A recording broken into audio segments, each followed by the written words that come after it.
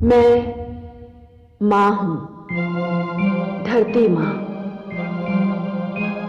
पाप की गठरी भर जाए तो छलकती जरूर है। क्रूरता और निर्ममता अपनी सीमा पार कर जाए तो उसका अंत स्वाभाविक है। रक्तपात का अंत भी रक्तपात ही पर होता है। अहंकारी का अहंकार ही उसे ले डूबता है। सहस्रार्जुन वीर था। उसने जीवन में बहुत अच्छे कार्य भी किए, मगर शक्ति पाकर वो संतुलन नहीं रख सका। यह भी भूल गया कि दत्तात्रेय ने उसे सहस्र बाहुओं का बल क्यों दिया था। फल ये हुआ कि उसके अत्याचार का पलड़ा उसके अच्छे कार्यों के पलड़े से भारी हो गया। उसने ऋषियों को आतंकित करना शुरू किया था। तभी मैं जान गई थी कि उसके पैर अनुचित मार्ग पर पड़ चुके हैं और वो सत्य मार्ग से भटक गया है। उसके बाद वही हुआ जिसके उदाहरण से मानव इतिहास भरा पड़ा है। मुझे अब यह जानने की उत्सुकता है कि परशुराम के अभियान की समाप्ति किस नए अध्याय का आरंभ सिद्ध होगा।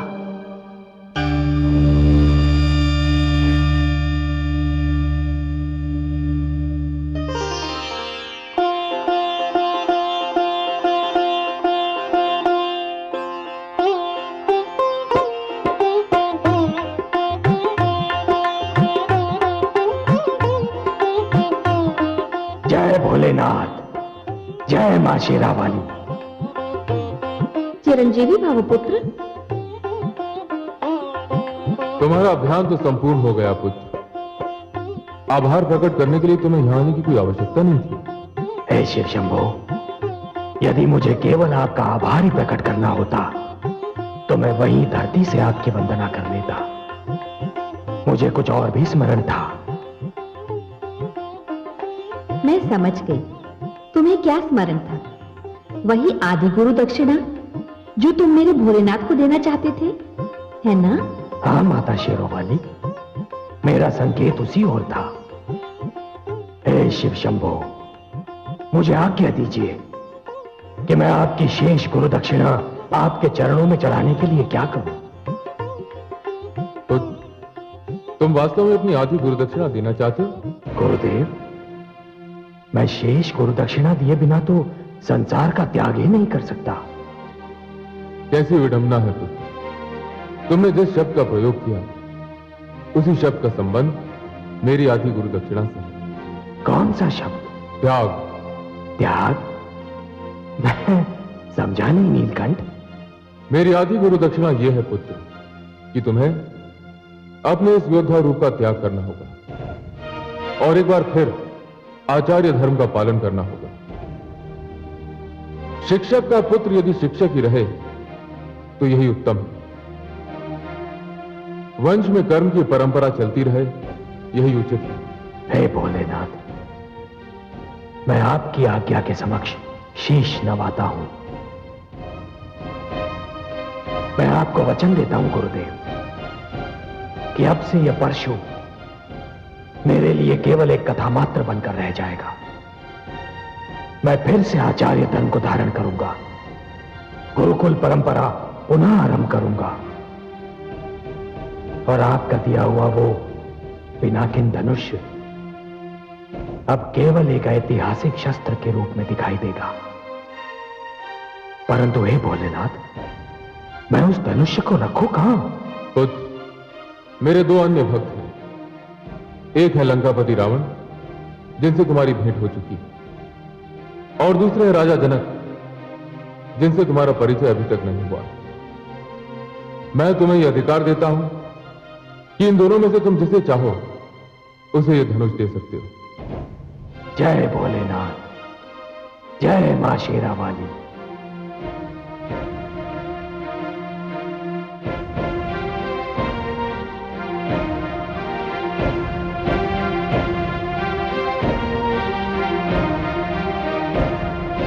असुर कीर्ति विस्तारक, देवकुल प्रतिष्ठा विदारक, महाज्ञानी सुकेशु नंदन असुर सम्राट रावण पधार रहे हैं।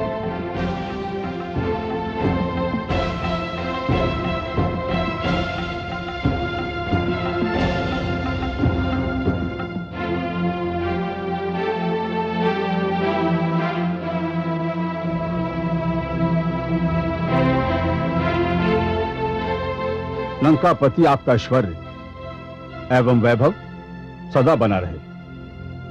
आपकी कीर्ति पताका ऐसी भांति लहराती रहे। आपके विचारार्थ उस उदंड ऋषि को बंदी बना लिया गया है। यदि आपकी आज्ञा हो तो उसे प्रस्तुत किया जाए। जब तक उसे सामने लाया जाता है उसके अपराध का वर्णन किया जाए। हे असुर कुलभूषण, लंका में किसी भी आयोजित यज्ञ में आपके नाम की आहुति डाले बिना यज्ञ पूर्ण नहीं हो सकता। और उसने हमारे आदेश का पालन ना करने का दुस्साहस किया है। कौन है ये? सैनिक,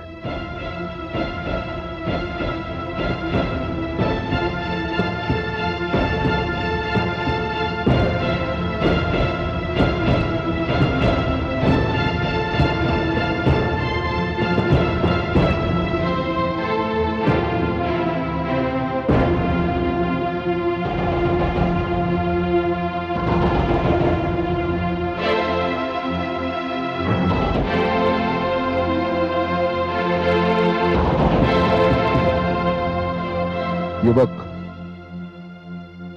तुम्हें देवताओं के समक्ष हमारी श्रेष्ठता में कोई संदेह है? ऐसा कौन सा विषय है जिसमें मैंने देवताओं को पराजित नहीं किया? परंपरा तथा मेरी संस्कृति मुझे आपके नाम की आहुति यज्ञ में डालने से रोकती है। क्यों?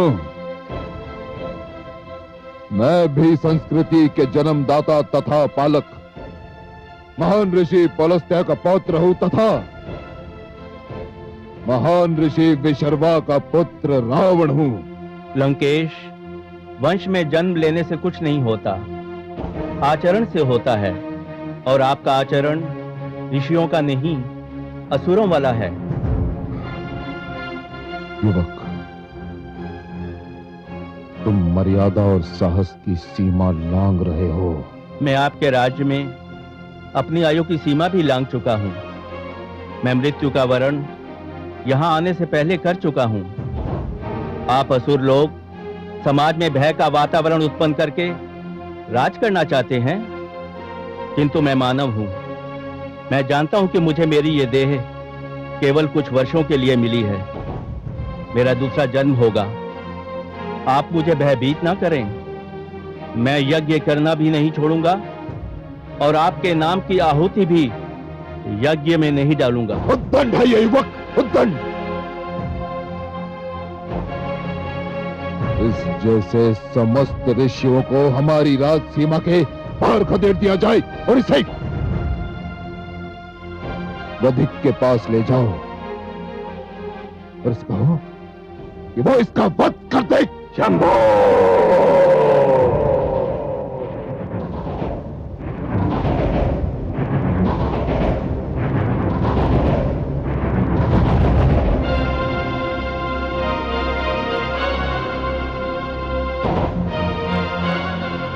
परशुराम, लंकापति रावण की राजसभा में तुम्हारा स्वागत है। लंकापति रावण, मैं बड़े उचित समय पर आया। मैं तो आपको विश्रवा का पुत्र समझकर यहां आया था, किंतु देख रहा हूं कि आपके ऊपर अपनी माता श्री की महत्वाकांक्षा और असुर संस्कृति विराजमान है। परशुराम, आपका इतना बड़ा उपकार है मुझ पर कि यदि आप मुझसे मेरा सिर भी मांगेंगे तो मैं ना नहीं कहूंगा। तो बस ये ऋषि युवक मुझे दे दीजिए, मैं उल्टे पैर लौट जाऊंगा। क्यों? ऐसा क्यों मित्र? हे लंकापति, मैं तो आपको अपने गुरु भगवान शिव शंभो का महान भक्त समझकर यहां आया था। उनका ये पिनाकिन धनुष आपको देने के लिए। तो दीजिए। दीजिए परशुराम। मुझसे बड़ा और योग्य पात्र इस संसार में कोई हो ही नहीं सकता। दीजिए परशुराम। नहीं लंकापति रावण, एक महान शिव भक्त होना और बात है और एक प्रजावत्सल राजा होना और बात। आप महान शिव भक्त अवश्य हैं, किंतु आप अपनी प्रजा की रक्षा नहीं करते। आप एक न्याय प्रिय राजा नहीं है लंकेश, और इसलिए अपने गुरु का यह महान शिव धनुष मैं आपको कदापि नहीं दे सकता। मेरा यह निर्णय अटल है। किंतु परशुराम। लंकेश, अपने गुरु की आज्ञा से मैंने आप पर एक उपकार किया था। हो सके तो उसी गुरु के नाम पर एक उपकार आप मुझ पर कीजिए। यह युवक मुझे दे दीजिए। आपने मुझ पर बहुत बड़ा उपकार किया था। एक कायर के कारागार से मुक्ति दिलाई थी। आप नहीं जानते परशुराम, मैं इसे कितना बड़ा उपकार मानता हूं। तो फिर लंकेश, मेरे कहने पर इस युवक को जीवन दान दे दीजिए। इतने बड़े उपकार के बदले में इतना तुच्छ उपहार? एक मानव, एक ऋषि के जीवन का उपहार।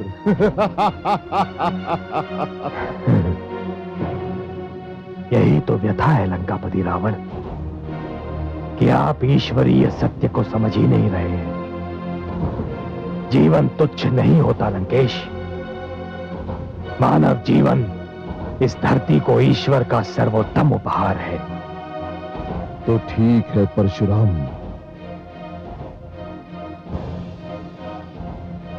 मैं आपकी मांग स्वीकार करता हूं और इसे जीवन दान देता हूं। धन्यवाद लंकेश। अब जाने की अनुमति दीजिए। नहीं परशुराम, मुझे अतिथि सत्कार का कुछ अवसर तो दीजिए।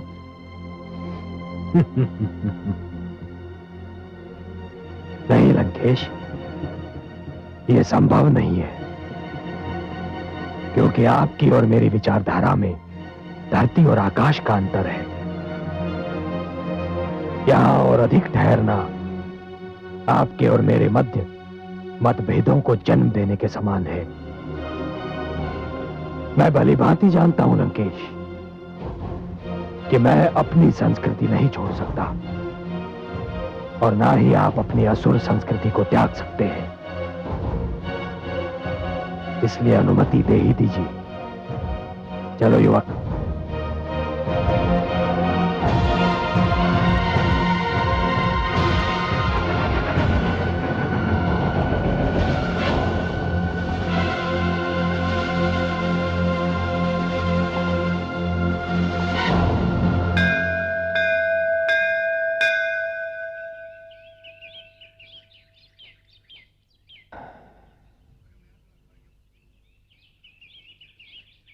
जाओ नवयुवक, अब तुम्हारे प्राणों को कोई संकट नहीं।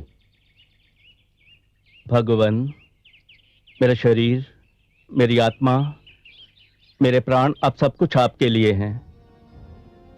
आपने मेरे प्राण बचाकर मुझ पर जो उपकार किया है।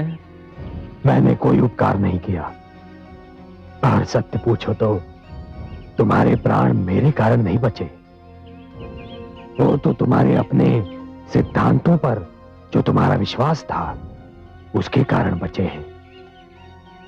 रावण की शक्ति की चिंता ना करते हुए तुमने अपने सिद्धांतों पर अड़िग रहने का निश्चय किया। कदाचित यही बात ईश्वर को भा गई। भगवान, मुझे अपनी सेवा करने का अवसर दें। नहीं नवयुवक, मुझे अपने गुरु के आदेश का पालन करना है, जो रावण के सभागार में मैं नहीं कर पाया। अब मुझे शीघ्रातिशीघ्र मिथिला नरेश जनक के पास पहुंचना है। आयुष्मान भव।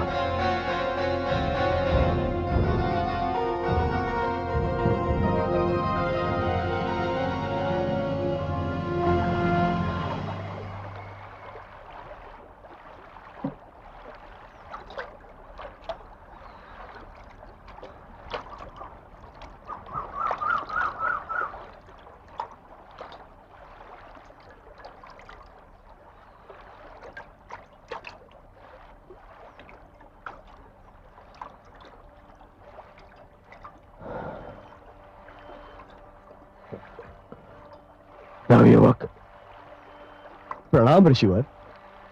कल्याण हो। युवक, मुझे मेरा नाम श्रवण है, श्रवण कुमार। सुंदर है श्रवण, मुझे प्यास लगी है।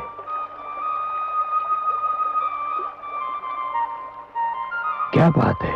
मुनि श्रेष्ठ, आपके वस्त्र तो आपका परिचय देते हैं, परंतु आपके शस्त्रों से आपका परिचय समझ में नहीं आता। तुम मुझे मेरे वस्त्र देखकर मुनि कह रहे हो, परंतु मेरा ये धनुष, मेरा परशु, ये तो मुझे मुनि सिद्ध नहीं करते। उच्च कुल का तो सिद्ध करते हैं। उच्च कुल? मेरा कर्म जाने बिना ही केवल मुझे देखकर ही तुमने मुझे उच्च कुल का सिद्ध कर दिया। आप अवश्य किसी श्रेष्ठ ऋषि की संतान हैं, परंतु मैं एक वैश्य मुनि और छोटी जाति की माता की संतान हूं। श्रवण, तुम्हें अपनी माता को छोटी जाति का कहते हुए लज्जा आनी चाहिए। माता तो माता होती है, जो पूजनीय होती है।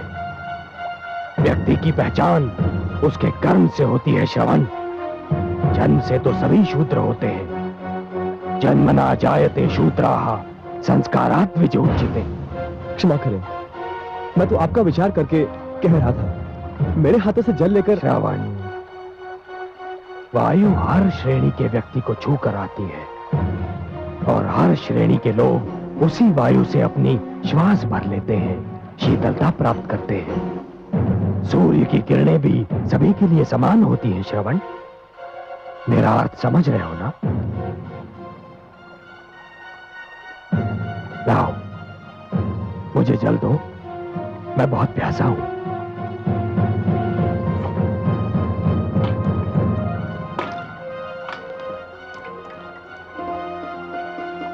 सुखी रहो। हे मुनिवर, आप मुझे अपना परिचय दें, बड़ी कृपा होगी, क्योंकि आज से आप मेरे आदर्श हैं। श्रवण, मैं ऋषि जमदग्नि और माता रेणुका का पुत्र परशुराम हूं। जन्म से तो ब्राह्मण हूं, किंतु कर्म से मुझे क्षत्रिय बनना पड़ा। भगवान परशुराम, अहो भाग्य मेरे, जो मुझे आपके दर्शन हुए। एक तीर्थ स्वयं चलकर मेरे पास आ गया। मैं तुम्हारा तात्पर्य नहीं समझा। मैं अपने अंधे माता पिता को तीर्थों की यात्रा कराने निकला हूं। वो जो बैठे हैं मेरे माता पिता हैं।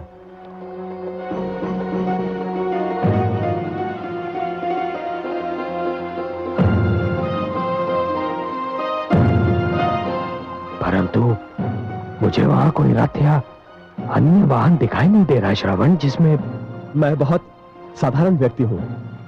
मेरे पास रथ आदि साधन नहीं है, किंतु माता पिता की इच्छा को पूरा करना हर संतान का धर्म भी है एवं कर्तव्य भी। इसलिए इन दोनों को कांधों पर उठाए तीर्थों की यात्रा करने निकला हूं। श्रवण कुमार, तुम धन्य हो, तुम धन्य हो। तुम्हारे दर्शन करने के उपरांत अपने माता पिता का परम भक्त होने का मेरा अहंकार तो चूर चूर हो गया। मुझे अपने चरण स्पर्श कर। नहीं नहीं नहीं नहीं, आप मुझे पाप का भागी ना बनाए। आपका यश तो पूरे संसार में सूर्य किरण की भांति फैल चुका है। अब चलिए, चलकर मेरे माता पिता को दर्शन देकर धन्य कीजिए।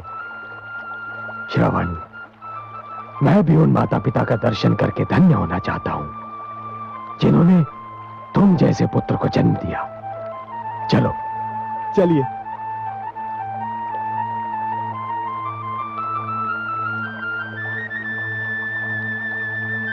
माता पिताश्री, भगवान परशुराम पधारे हैं। हमारे धन्यवाद। हे भगवान परशुराम, हमें अपने चरण छूने दीजिए। नहीं माता, चरण स्पर्श तो मुझे आपके करने चाहिए।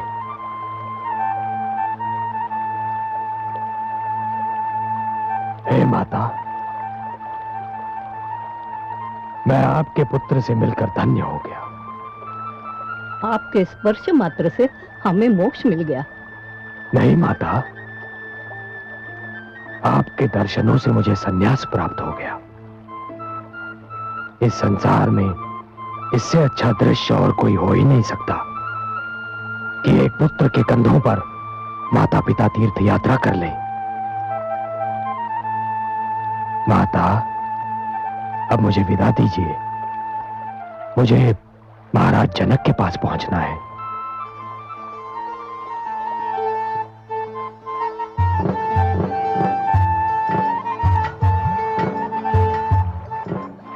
श्रवण, मैं हृदय से कामना करता हूं और आशीष भी देता हूं कि जब तक ये सृष्टि रहेगी, जब तक पुत्र धर्म की मर्यादा रहेगी, तुम्हारा नाम अमर रहेगा।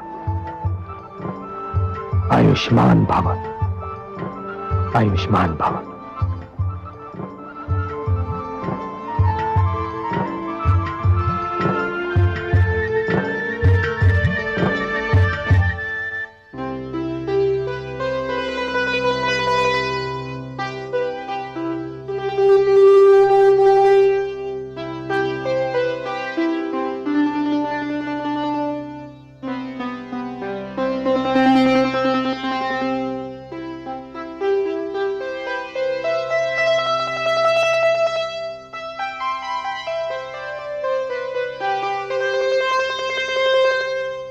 महाराज जनक की जय हो। ऋषि जमदग्नि पुत्र श्री परशुराम पधारे हैं। वे आपसे भेंट करना चाहते हैं। भगवान परशुराम, अहो भाग्य, अहो भाग्य। कहाँ है?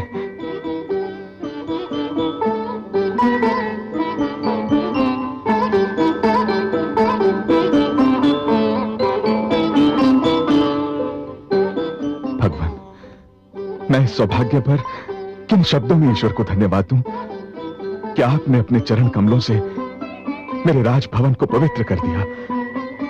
हे भगवान परशुराम, मिथिला का कण कण आपकी इस कृपा के प्रति आपका आभारी रहेगा। स्वागत है भगवान, आपका बहुत बहुत स्वागत है। राजन, आप वास्तव में धन्य हैं। मेरे स्वागत के लिए आप नंगे पांव चले आए। भगवान, जिस स्थान पर आप जैसा महान व्यक्ति उपस्थित हो, वह स्थान इतना पवित्र, इतना पावन है कि वहां तो नंगे पांव ही आना चाहिए। पधारिए भगवान, पधारिए।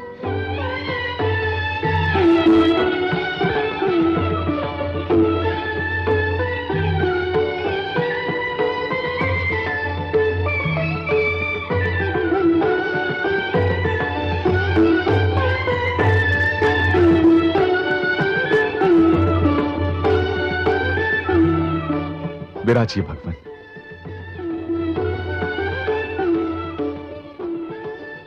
भगवान, मेरी तो समझ में कुछ नहीं आ रहा कि मैं आपका स्वागत कैसे करूं और क्या करूं। राजन, आपके नेत्र, आपका मुख और आपकी भावनाएं जो कह रही हैं, उस सबके उपरांत स्वागत के शब्द और औपचारिकताएं अनावश्यक हैं। भगवान परशुराम, यदि आप मेरे लिए कोई आदेश लेकर आए हैं तो कृपया कहिए। यदि मेरे योग्य कोई सेवा हो तो बताइए। मैं आपके लिए कुछ कर सकूं तो स्वयं को धन्य मानूंगा। नहीं राजन, आपके लिए मेरा कोई आदेश नहीं है, किंतु हां, मैं अपने गुरु शिव शंकर के आदेश का पालन करने के लिए अवश्य आया हूं। भगवान, आपके गुरु का आदेश सिर आंखों पर। मिथिला नरेश, मुझे अपने गुरु शिव शंभो ने यह धनुष उपहार में दिया था, परंतु अब मेरे अभियान की समाप्ति के उपरांत मुझे इसकी कोई आवश्यकता नहीं है। मैंने इसे गुरुदेव को लौटाना चाहा, किंतु उन्होंने आदेश दिया कि मैं इसे लंकापति रावण को दूं या फिर मिथिला नरेश जनक को। गुरुदेव के आदेश के अनुसार मैं पहले लंका पहुंचा तो फिर आपने ये धनुष लंकेश रावण को क्यों नहीं दिया भगवान? लंकेश रावण तो महान शिव भक्त हैं। इस नाते इस धनुष पर उनका अधिकार पहले है, वही इसके योग्य भी हैं प्रभु। उनका अधिकार अवश्य था राजन, किंतु वो इसके योग्य नहीं थे। हे मिथिला नरेश जनक, भक्ति एक महान गुण अवश्य है, परंतु भक्ति के साथ ही कर्म की भी उतनी ही महत्ता होती है। लंकापति रावण एक महान भक्त होते हुए भी स्वयं को अपने कर्मों से महान सिद्ध नहीं कर पा रहे हैं।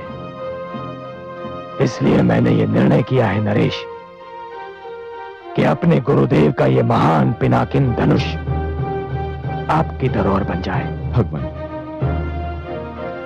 मुझ में साहस नहीं कि मैं आपके निर्णय पर कोई प्रश्न चिन्ह लगा सकूं, परंतु एक शिव भक्त को छोड़कर मेरा चुनाव करने का क्या कारण है प्रभु? जबकि आप भली भांति जानते हैं। राजन, मैं जानता हूं कि आप एक विष्णु भक्त हैं, परंतु विश्वास कीजिए राजन, मैंने आपका चुनाव इस कारण नहीं किया है कि मेरे गुरु शिव शंभो ने लंकापति रावण और मिथिला नरेश जनक इन दो ही नामों का सुझाव दिया था और मेरे पास कोई तीसरा विकल्प नहीं था। नहीं राजन, यदि मैं आपको भी इस धनुष के योग्य नहीं पाता तो इस धनुष को उमापति को लौटा देता और बेखट के कह देता उनसे कि वो दोनों इस धनुष के योग्य नहीं हैं।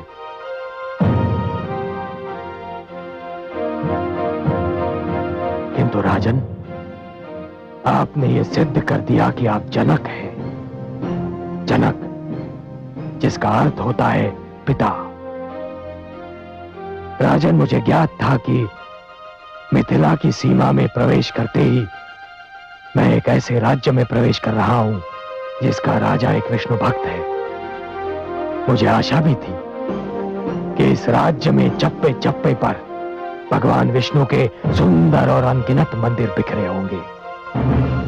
मेरा विचार ठीक भी था राजन, किंतु राजन, यहां आकर एक सुखद आश्चर्य हुआ कि आपके राज्य में भगवान शिव के भी उतने ही सुंदर मंदिर बिखरे हुए हैं। भगवान, मेरे राज्य में शिव भक्त भी हैं और वैष्णव उनका आदर करते हैं। बस इसी बात ने तो मेरा मन मोह लिया है राजन, इसी बात ने। राजन, मत और धर्म एक निजी विषय है। सबको अपनी इच्छा के अनुसार मत और धर्म मानने का अधिकार है, किंतु महान वही होता है जो दूसरों के विचारों और धर्म का सम्मान करे। आपकी इसी सहिष्णुता ने मुझे अत्यंत प्रभावित किया है राजन, और इसीलिए इस महान शिव धनुष का संरक्षक मैंने आपको चुना है। आपका ये राजभवन किसी मंदिर से कम नहीं है राजन। भगवान, मैं वचन देता हूं कि भगवान शिव के इस धनुष को न केवल पूरे सम्मान के साथ मिथिला में स्थापित करूंगा, वरन अपने प्राणों से भी अधिक इसकी रक्षा करूंगा। भगवान, आप एक लंबी यात्रा से आए हैं, तनिक विश्राम कर लीजिए।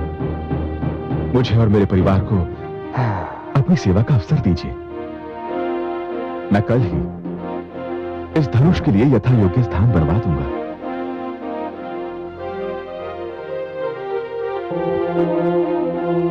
स्वस्ति मनुचरेम। भगवान, मैं राजकाज से अवकाश पाकर प्रतिदिन इस स्थान पर आता हूं और यही साधना करता हूं।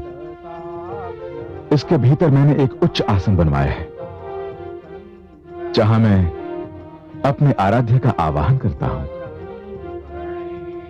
राजन, ये कक्ष अति सुंदर है। तो भगवान शिव के इस महान धनुष की स्थापना यहीं कर देते हैं। मैं अपने भवन के इस अंश को सार्वजनिक घोषित कर देता हूं। मेरी पूजा समाप्ति के उपरांत हर एक को यहां आने और भगवान शंकर के इस महान धनुष के दर्शन करने की संपूर्ण स्वतंत्रता होगी। आइए भगवान।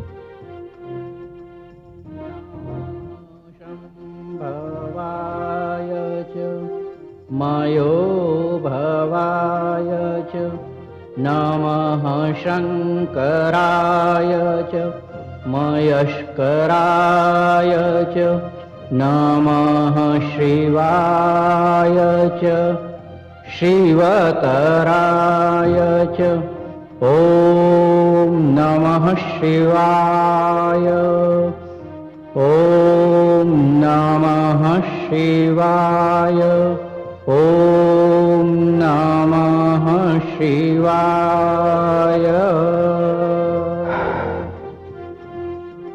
हे शिव शंभो, आज मैंने आपके आदेश का पालन कर दिया है। आपके इस महान और पूजनीय धनुष को उसके योग्य स्थान पर पहुंचा दिया है।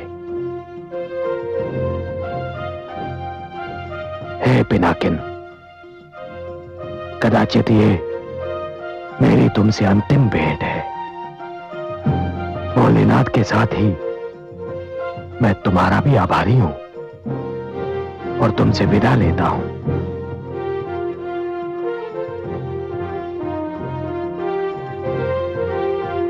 हे शंभो शंभो शंभो।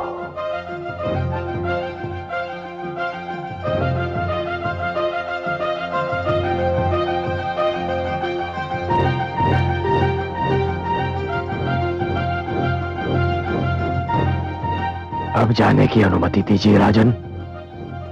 भला यह कैसे संभव है भगवान? मुझे कुछ दिन और अपनी सेवा से कृतार्थ होने का अवसर नहीं देंगे? नहीं राजन, यद्यपि मुझे मिथिला भली लगती है, बहुत सुंदर स्थान है। यहाँ की मिट्टी में एक ऐसी सुगंध है कि वो मन को अपनी ओर खींचती है, किंतु राजन मैं यहां ठहर नहीं पाऊंगा। भगवान, कुछ दिन तो और ठहर जाते।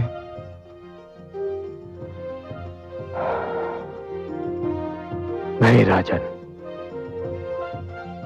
राजन मैंने जीवन में इतनी हत्याएं की हैं कि मेरा मन ऊब गया है।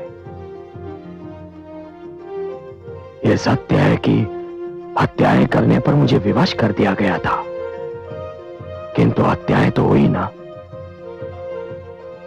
जिनके कारण न केवल मेरे हाथ रक्त से रंगे हैं, वरन मुझे ऐसा लगता है जैसे मेरा समस्त अस्तित्व रक्त सागर में डूब गया है। मेरे मन पर, मेरी आत्मा पर एक बोझ है राजन, एक बोझ है। मैं साधना में डूब जाना चाहता हूं राजन, ऐसी साधना में जिससे मैं न केवल संसार को वरन स्वयं को भी भूल जाऊं। भगवान, मैं आपको रोकने का दुस्साहस तो नहीं कर सकता,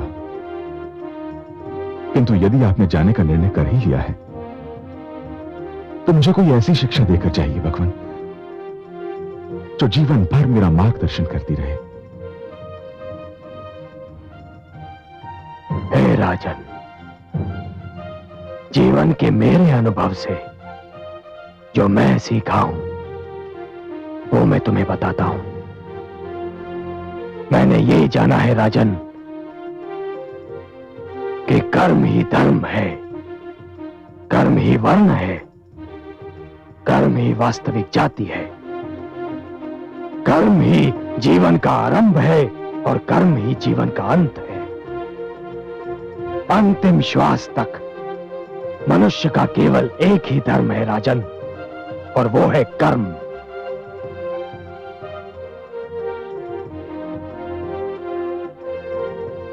जो मनुष्य इस बात को स्मरण रखेगा राजन, उसी का जीवन सफल होगा।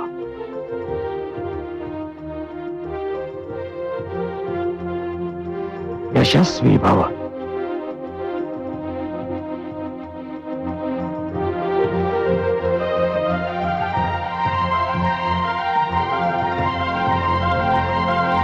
हे कमल नयन, आपकी कृपा से परशुराम का अभियान सफलतापूर्वक समाप्त हो गया। यह अभियान क्या था महादेवी? रक्त का एक सागर था जिसमें डूबकर जाना था, और परशुराम ने इस सागर को डूबकर ही पार किया है। किंतु हे कमल नयन, परशुराम ने शिव भक्त रावण को धनुष न देकर जनक को दिया। क्या ये पक्षपात नहीं हुआ? कदापि नहीं महादेवी। आपने सुना नहीं परशुराम ने मापदंड क्या बनाया था? परशुराम ने सर्वधर्म समभाव को मापदंड बनाया था। उसने देखा कि रावण एक शिव भक्त होते हुए भी उदार नहीं है, सहनशील नहीं है। वो दूसरों के मत और विचारों को सहन नहीं करता, जबकि जनक के राज्य में सभी को अपने अपने धर्म और मत के पालन करने की स्वतंत्रता है। वहां धर्म का भेदभाव नहीं है, और शिव धनुष जैसी पवित्र वस्तु के लिए वही स्थान उचित है महादेवी, जहां किसी प्रकार का भेदभाव न हो, जहां सारे धर्मों का और भक्तों का आदर किया जाता हो। आपने सर्वथा सत्य कहा कमल नयन। अपनी आस्था पर चलने का अर्थ दूसरों की आस्था को नकारना नहीं होता। रावण में तनिक भी सहनशीलता नहीं है। वो अपने आगे किसी और को कुछ समझता ही नहीं। विद्वान होकर भी अपने कर्मों से असुर है। सत्य है। अपने अपने पथ चले, सबको है अधिकार। मत दूजे पर ला दिए अपने जटिल विचार। हिंसा अत्याचार से चले न कोई काम। जग में हुआ घमंड का सदा बुरा परिणाम, सदा बुरा परिणाम। जो सुनेगा ये पुराण पाएगा सुख और ज्ञान, पाएगा सुख और ज्ञान। कर्म को ही धर्म जान, प्रेम की तू छेड़तान, प्रेम की तू छेड़तान। बीते युग बता रहे हैं, बीते युग बता रहे हैं, सत्य पथ पे चल सुजान